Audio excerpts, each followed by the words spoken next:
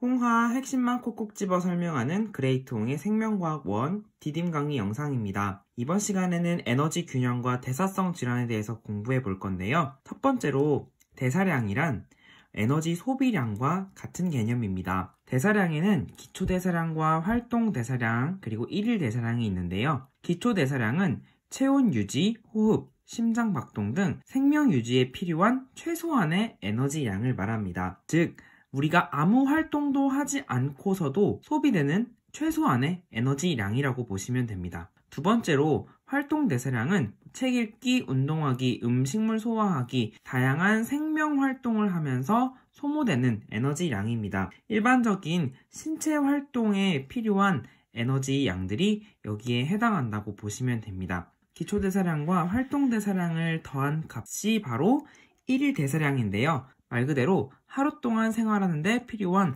전체 에너지 소비량이라고 보시면 되겠습니다. 우리 건강을 위해서는요, 음식물을 통한 에너지 섭취량과 활동을 통한 에너지 소비량이 첫 번째 그림처럼 균형을 이루어야 하는데요. 가운데 그림처럼 에너지 소비량이 에너지 섭취량보다 많다면 영양이 부족하게 됩니다. 이런 영양 부족 상태가 지속되면 지방과 단백질을 세포호흡에 이용하게 되는데요. 세포호흡에 가장 먼저 이용하는 영양소가 바로 탄수화물입니다. 그 다음 지방을 이용하고요. 마지막으로 단백질을 이용하는데 이 단백질을 세포호흡에 이용하게 되면 질병에 대한 면역 능력이 떨어져서 각종 질병에 걸리기 쉽습니다. 그 이유는 외부에서 들어온 병원균을 처리하는데 항체라는 것이 관여하는데 이 항체의 주성분이 단백질이기 때문에 단백질을 세포호흡에 이용하게 되면 면역 능력이 떨어지게 되는 것입니다. 세 번째 그림을 볼까요? 이번엔 에너지 섭취량이 에너지 소비량보다 많습니다. 이럴 경우에는 영양이 과다하게 되죠. 영양 과다 상태가 지속되면 사용하고 남는 에너지원이 지방의 형태로 저장이 되고 다양한 질병의 원인인 바로 비만이 됩니다. 자, 좀 더 나아가서 다양한 대사성 질환이 영양 과다 상태가 지속되면 발생하는 경우가 많습니다. 몇 가지 대사성 질환에 대해 알아보기 전에 일일 에너지 섭취량과 소비량에 대한 탐구 자료를 살펴보겠습니다. 체중이 60kg인 히라미의 일일 에너지 섭취량과 에너지 소비량 및 일일 활동 시간을 나타낸 것이다. 자료가 나와 있는데요.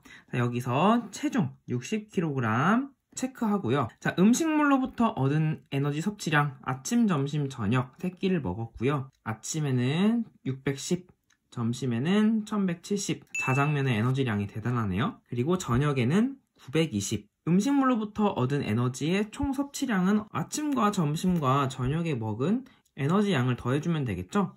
그래서 610 더하기 1170 더하기 920 하면 총 2700kcal를 섭취를 했고요. 자, 이번엔 에너지 소비량을 구해보도록 하겠습니다. 자, 활동에 따른 에너지 소비량이 나와 있는데요. 기초대사량과 활동대사량을 모두 포함한 에너지 소비량이라고 하고 단위를 잘 보시면은 kcal per kg 곱하기 C예요. 무슨 말이냐면 1kg의 사람이 1시간 동안 소비하는 에너지 양이라는 것입니다. 아까 히라미의 몸무게가 60kg이라고 했죠. 자, 에너지 소비량을 본격적으로 구해보겠습니다. 잠자기 1kg당 1시간에 1.0을 소비하니까 잠자기는 1.0 곱하기 히라미가 60kg이죠. 곱하기 7시간 동안 잤어요.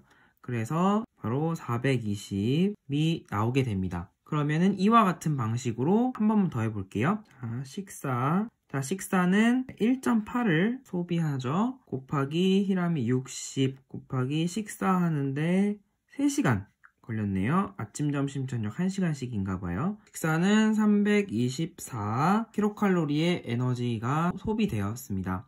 자, 이런 식으로 이제 계산을 하시면 되는 거예요.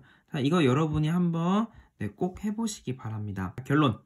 히라미의 1일 에너지 섭취량 2700kcal였고요. 네, 1일 에너지 소비량은 제가 미리 계산을 했어요. 2712kcal가 나왔습니다. 12kcal 차이인데 1일 에너지 섭취량과 1일 에너지 소비량이 거의 비슷하죠. 여기서의 결론은 에너지 균형을 이루고 있다. 결론을 내릴 수가 있겠죠.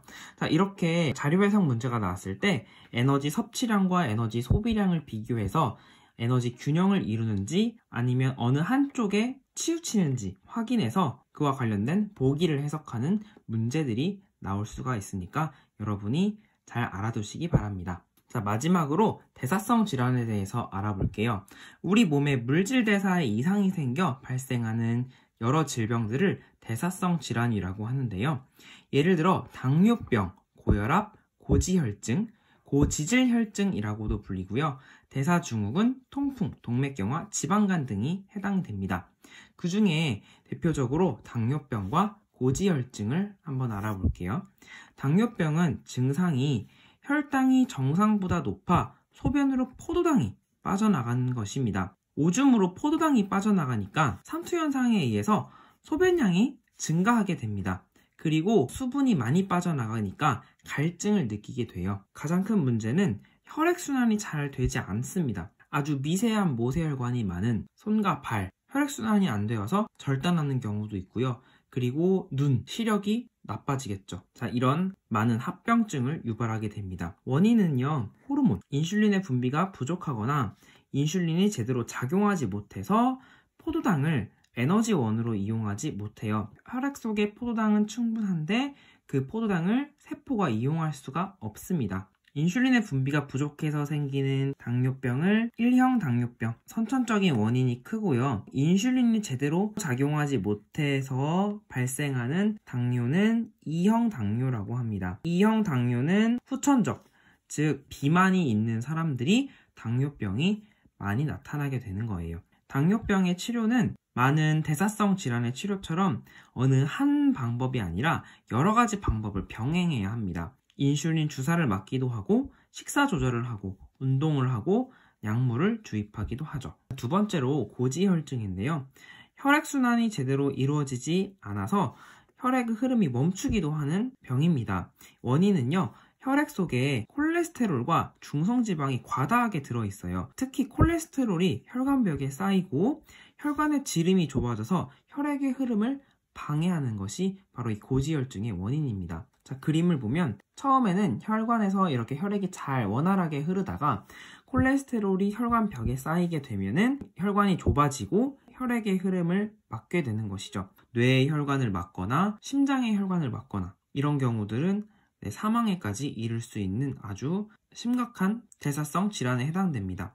그리고 여기에 하나 더 당뇨병, 고지혈증, 고혈압 이런 다양한 대사성 질환들이 한 사람에게서 동시에 나타나는 것을 대사증후군이라고 합니다. 건강을 위한 꿀팁을 드리자면 근육 조직은 지방 조직보다 더 많은 에너지를 소모해요.